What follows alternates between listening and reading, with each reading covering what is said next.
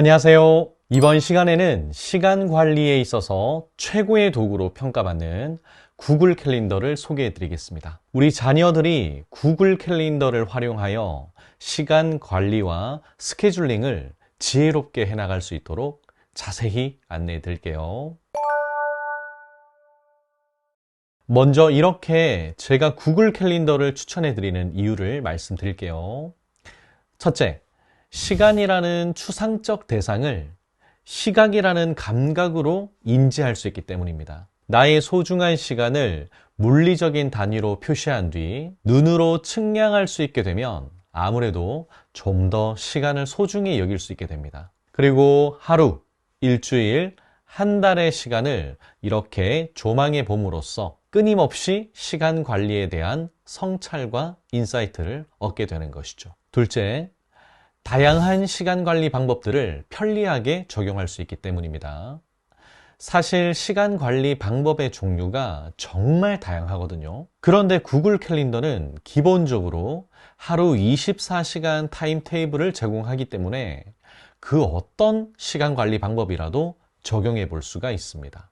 게다가 입력과 수정이 정말 편리하기 때문에 너무나도 쉽게 시간 관리와 일정 관리를 동시에 진행할 수가 있는 것이죠. 셋째, 모든 디바이스에서 동기화가 되기 때문입니다. 구글 계정 하나만 있으면 스마트폰, 태블릿, 노트북, 데스크탑 어느 기기에서도 무료로 사용이 가능합니다. 또한 한 기기에서 입력하거나 수정하게 되면 모든 디바이스에서 동시에 반영이 되죠. 우리 자녀들의 경우 스마트폰이나 태블릿은 늘 가지고 있으니까 구글 캘린더를 활용하기에 최적의 조건이라고 할 수가 있습니다. 스마트폰을 이렇게 시간 관리에 선용하게 되면 엄청난 시너지가 나게 된다는 것을 우리 학생들이 알게 되면 정말 좋을 것 같습니다. 그러면 지금부터는 구글 캘린더 기초를 먼저 배워보도록 하겠습니다.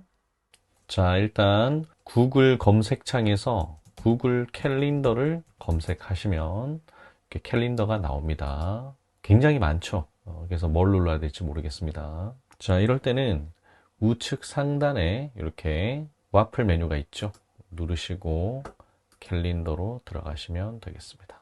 그리고 이 상태에서 이 메뉴를 잡고 드래그를 해서 여기 배너에 끼워 넣을 수도 있습니다. 그래서 이렇게 해서 언제라도 캘린더에 쉽게 들어갈 수 있도록 세팅을 했습니다. 자, 먼저 여기 보시면 주 단위, 월 단위, 일정별로도 볼 수 있고요. 4일 단위로도 볼 수 있고요. 그래서 이렇게 다양하게 볼 수 있습니다. 이렇게 마우스로 이렇게 클릭하셔도 되고요. 그 다음에 드래그를 이렇게 하시면 이렇게 한 주 단위로 볼 수도 있고요. 3일 단위로도 볼 수 있고요. 이틀 단위로도 볼 수 있고요. 저는 보통 이제 일주 단위로 이렇게 캘린더를 봅니다. 단축키로도 편하게 보실 수 있습니다.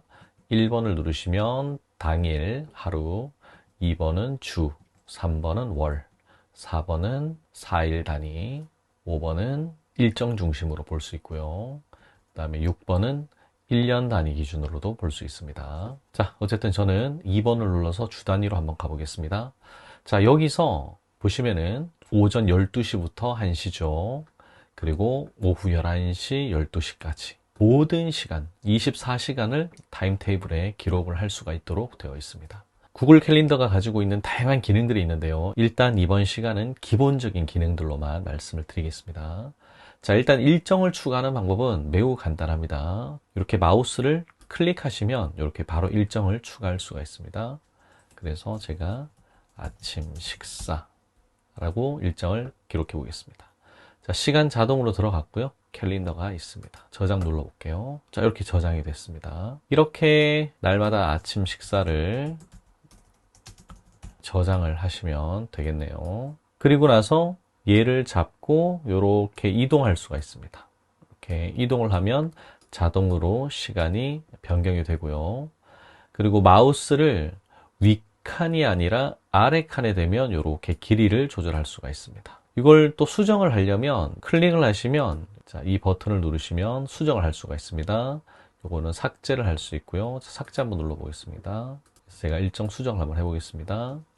그래서 12월 4일이었는데요. 얘를 12월 3일로 수정을 하고요. 시간도 제가 8시부터 9시로 수정을 하겠습니다. 수정을 했습니다.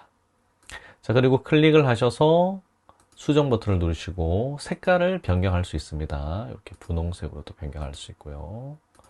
이 같은 경우는 노란색으로 변경을 한번 해보겠습니다. 자, 그리고 클릭을 하셔서 볼펜 버튼을 누르시고 여기 뭐 설명 같은 것도 더 추가할 수 있고요. 자, 이렇게 여기서 설정할 수 있는 다양한 기능들이 있습니다. 자, 일단 이런 기능들은 다 생략하고요. 자, 그 다음에 제가 이걸 지워 보겠습니다. 지우실 때는 우측 버튼 누르시고 삭제 버튼을 누르시면 됩니다. 더 편리하게 지우실 수 있습니다. 자, 그러면 이제 우리가 하나씩 하나씩 기록을 하면 힘들잖아요. 그래서 간편하게 기록하는 법을 알려드리겠습니다. 자, 저는 7시부터 7시 30분까지 아침 식사를 하는 것으로 하겠습니다. 자, 이 상태에서 옵션 더보기를 누르시고 여기 보시면 반복이 있습니다. 자, 저는 매일 반복하겠습니다. 자, 매일 반복하고요. 그 다음에 뭐 매주 첫 번째 일요일, 뭐 주중 매일 맞춤을 누르시면 실제로 더 디테일하게 이런 반복 설정을 할 수가 있습니다. 저는 매일 하도록 하겠습니다. 매일 하고요. 그 다음에 아침이니까 분홍색으로 하고요. 저장을 누르겠습니다. 자, 이렇게 하면, 자, 지금 12월 13일입니다. 자, 그런데 이렇게 가도 있고요. 이렇게 가도 있고요. 이렇게 가도 있고요. 심지어 2025년에 가도 있습니다. 자, 그래서 이게 반복이 되어 있다라는 것을 알 수가 있겠네요. 자, 월 단위로 볼까요? 12월은 아침 식사가 다 이렇게 저장이 되어 있습니다. 자, 그 다음에 이렇게 타임 테이블에 일정을 기록할 수도 있고요. 그 다음에 여기 날짜에서 제가 클릭을 하면 요거는 해당 날과 관련된 이벤트를 기록할 수도 있습니다. 그래서 저는 12월 24일 날, 자, 이미 이렇게 크리스마스 이브 크리스마스라고 기록이 되어 있죠. 요것은 뭐냐면 다른 캘린더에서 제가 요거를 활성화시킨 겁니다. 이 구글 캘린더는요, 다른 캘린더를 가지고 올 수도 있거든요. 그래서 지금 대한민국 휴일이라는 캘린더가 기본 디폴트 값으로 지금 가지고 와져 있어요. 요걸 제가 제거를 하면 사라지고요. 표시를 하면 입력이 됩니다. 요것도 마찬가지 색깔을 지정할 수 있습니다. 이렇게 지정할 수 있고요. 자, 제가 날짜에서 클릭을 하면 이렇게 이벤트를 추가할 수 있는데요. 요거는 특정한 시간이 아니라 그날과 관련된 거죠. 예를 들어서 아버지 생신 이렇게 하고요. 날짜는 노란색으로 한번 해볼게요. 이렇게 해서 저장을 하면 이런 식으로 해당 날과 관련된 이벤트들을 기록할 수가 있습니다. 자, 그 다음에 또 마찬가지입니다. 날짜에 가서 클릭을 하셔서 이번에는 할 일로 바꿔보겠습니다. 자, 할 일로 바꾸면 이제 얘가 태스크가 되거든요. 여기 보시면 태스크 있죠? 이게 자동으로 태스크로 바뀌고요. 그래서 예를 들면은 독서 감상문 제출 이렇게 해서 제가 확인을 저장을 눌러 보겠습니다. 저장을 누르면 얘는 이제 독서 감상문 제출이라는 내가 해야 할 일, 업무 목록으로 뜨게 됩니다. 그래서 요거는 활용하셔도 되고 안 하셔도 되는데요. 그래서 이런 식으로 이벤트도 기록할 수 있고 할 일도 기록할 수 있다. 요거는 시간과 관련되었기보다는 그날 날짜와 관련된 일정들이다. 이렇게 이해를 하시면 되겠습니다. 그리고 만약에 독서 감상문 같은 경우는 제출을 하고 나면 이렇게 클릭을 하고 완료를 누르면 이렇게 삭제가 됩니다. 그리고 우측으로 가셔서 태스크 버튼이 있거든요. 그래서 요거를 누르시면 지금은 할 일이 없습니다. 그래서 여기서도 이렇게 추가를 할 수가 있고요.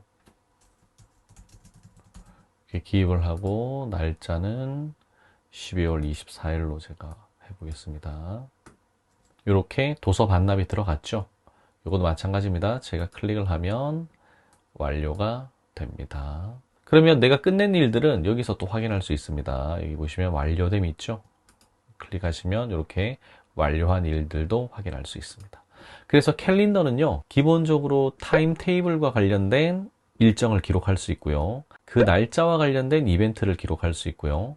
그 다음에 내가 해야 할 투두 리스트, 할 일들도 이렇게 태스크 형식으로 입력을 할 수가 있습니다. 그러니까 시간 관리도 할 수 있고 업무 관리까지도 할 수 있는 그런 통합 툴이라고 보시면 되겠습니다. 자, 그리고요. 여기 보시면 지금 캘린더가 있죠. 이 구글 캘린더의 장점이 뭐냐면 다양한 캘린더를 여러 개를 만들어서 내가 보고 싶은 것만 볼 수도 있고요. 그 캘린더를 전부 다 중첩시켜서 볼 수도 있다라는 겁니다. 여기 보시면은 지금 기본적으로 생일과 태스크, 교사 김환이라는 캘린더가 있습니다. 자, 그럼 제가 여기서 새롭게 캘린더를 추가해 보도록 하겠습니다. 자, 여기 보시면 더하기 버튼이 있죠. 다른 캘린더 추가, 새 캘린더 만들기. 자, 이렇게 만들었습니다. 자, 만들어졌다고 돼 있죠. 그러면 다시 돌아가서요. 자, 여기 이렇게 이제 아침 루틴이라는 새로운 캘린더가 생겼습니다. 자, 이 상태에서 점 3개를 누르시고 해당 캘린더의 기본 색상을 정할 수가 있거든요. 저는 얘는 아보카도로 한번 바꿔보겠습니다. 자, 그리고 제가 여기다가 등교라고 하고요. 그 다음에 아침 루틴으로 바꿔서 제가 반복을 한번 설정해 보겠습니다. 월요일부터 금요일까지로 설정을 하고요. 저장을 눌러볼게요. 그럼 이렇게 캘린더가 설정이 된 겁니다. 자, 그러면 이제 제가 얘를 꺼버리면요. 얘는 보이지 않아요. 얘를 꺼버리면 얘가 보이지가 않습니다. 그래서 여러 개의 캘린더를 내가 넣더라도 그 캘린더를 종류별로 만들 수 있고요. 또 내가 종류별로 원하는 것만 확인할 수가 있습니다. 이것이 사실 구글 캘린더의 가장 큰 장점이라고 볼 수가 있는 것이죠. 자, 그리고 우측 상단의 검색 버튼을 눌러서 등교를 검색하면 등교와 관련된 일정만 이렇게 쭉 검색해 볼 수도 있습니다. 자, 이 정도만 구글 캘린더 사용법을 익히시면 충분히 활용하실 수가 있겠습니다. 자, 어떠셨나요? 구글 캘린더가 우리 자녀의 삶에 뭔가 큰 영향을 끼칠 것 같다는 생각이 드시나요? 지금은 캘린더 다루는 게 좀 어색할 수 있지만 몇 번 해보시면 금방 능숙해질 수 있을 거예요. 다음 시간에는 우리 자녀가 바로 적용하고 실천할 수 있는 스케줄링 사례를 보여드리도록 하겠습니다. 오늘도 함께 해주셔서 감사합니다.